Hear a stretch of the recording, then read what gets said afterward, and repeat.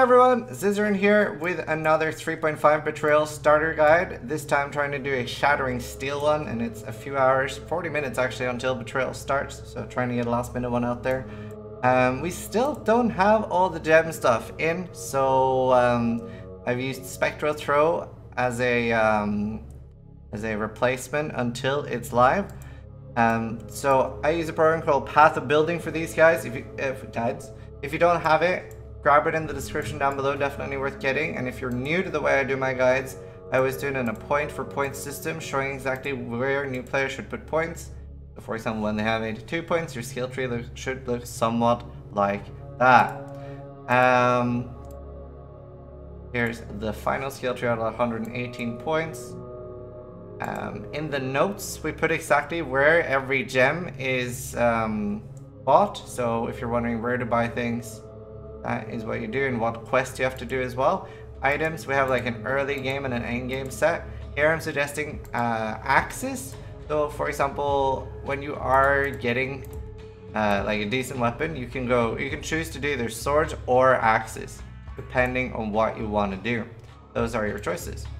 I would generally recommend two-handed for this. One-hander sounds a bit of a pain unless you get two really good one-handers. In the skills as well, I do show what to level with, what to use at what level. So this is an AoE and a projectile skill, so endgame, a dying sun will be really strong. This is a Scion.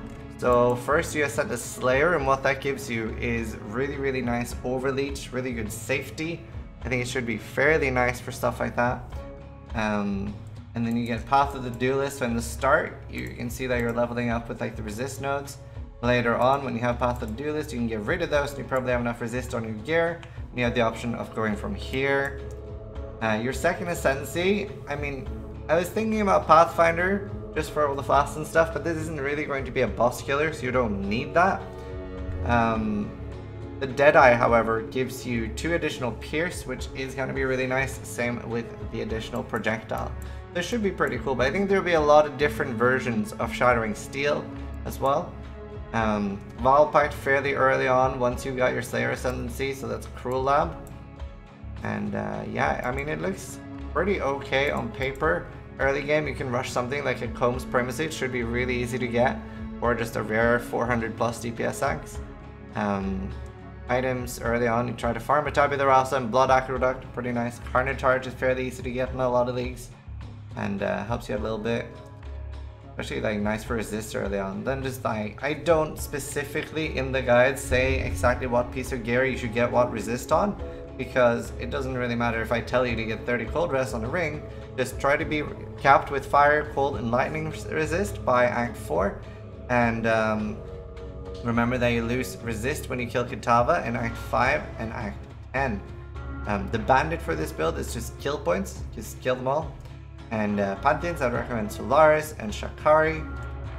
So we do have endgame sets here as well. For example, you can get something like a Disfavor, a Starforge would work as well. This skill works with swords and axes.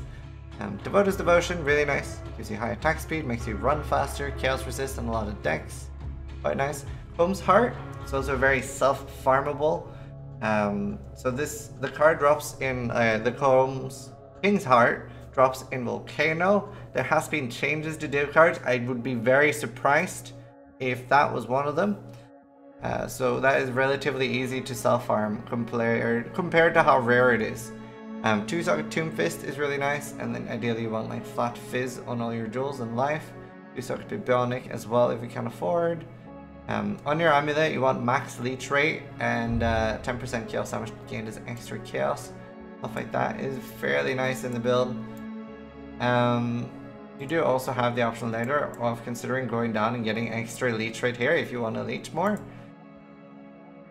Other than that, pretty straightforward itemization. Try to get a Stygian on the jewels. You can avoid using a mana flask fairly early on by getting 0.3 fist attack leech as mana.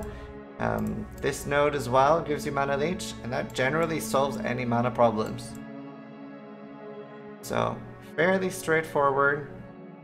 No like crazy gearing. I mean, it's not a skill that's out yet. We only have like the small footage of GGD showing off the skill, and sadly it is not in Path of Building. But it should be a pretty cool build to start with. And you also have the options of either using Ancestral War Chief, Val Ancestral War Chief, or Val Double Strike. So it's up to you what you prefer. I'd probably do Val Double Strike. Once you get it, it like really good for bosses, completely destroys most bosses with just a 4-link. And yeah, should be pretty great.